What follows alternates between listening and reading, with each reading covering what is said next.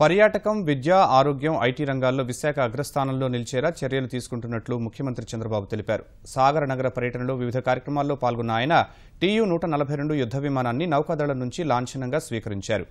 AN-32 విమానంలో గల్లంతైన ఉద్యోగుల కుటుంబాలకు పరిహారం పంపిణీ చేశారు.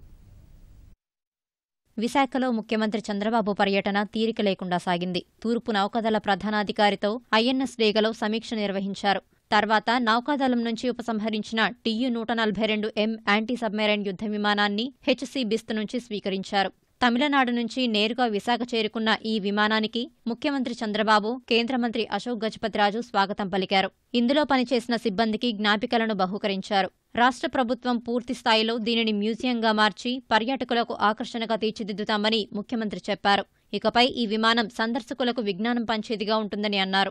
దేశాన్ని కాపాడడానికి అన్ని విధాలా పనిచేసి ఈ రోజు ప్రజలకు ఒక నాలెడ్జ్ ని ప్రమోట్ చేయడానికి, విజ్ఞానాన్ని ప్రమోట్ చేయడానికి ఉపయోగపడే పరిస్థితికి వచ్చింది. ఇది నేవీ పైన ఇంట్రెస్ట్ జనరేట్ చేయడం, అదే మరిగా దేశం పైన భక్తి క్రియేట్ చేయడం, అన్నింటికంటే ముఖ్యంగా దేశం ముఖ్యం. అలాంటి దేశాని కోసం ప్రతి ఒక్కరిలో ఒక భక్తి భావం రావాలి. దానికి పెద్ద ఎత్తున దోహదం చేస్తుంది. నేవీ చేసే అన్ని పనులకి గవర్నమెంట్ ఆఫ్ ఆంధ్రప్రదేశ్ పూర్తి సహకారం ఇస్తుంది. ఈ రోజు ఇంకా దీనికి కూడా పేరు ఏం పెట్టాల్సిన అవసరం ఉంది. ఆంధ్ర యూనివర్సిటీ పక్కనే దీనికి ప్లేస్ నిర్ణయించాం. అక్కడ ఉండే ఏరియా అంతా తీసేసుకుంటున్నాం. ఎందుకంటే చుట్టుపక్కల ఉండే ఏరియా అంతా తీసుకుని దీనికి సెపరేట్ చేసి కన్వెన్షన్ సెంటర్ ఉంటుంది. పక్కనే హెలికాప్టర్ పెడతాం, గార్డెన్స్ డెవలప్ చేస్తాం, లైట్ అండ్ సౌండ్ షో ఉంటుంది, ఎగ్జిబిషన్ కోసం తయారు చేస్తాం. This aircraft is an anti-submarine aircraft, and this aircraft has rendered 29 years of accident-free flying in the Indian Navy with 30,000 hours of flying.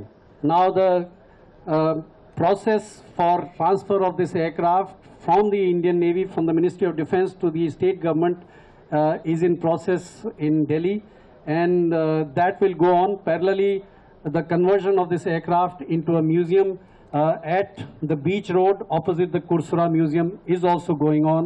I have a feeling that this will be one of the most beautiful museums in the world. గతేడాది జులైలో కనిపించకుండా పోయిన AN-32 నౌకాదళ విమాన ప్రమాద బాధితులకు ముఖ్యమంత్రి పరిహారం పంపిణీ చేశారు.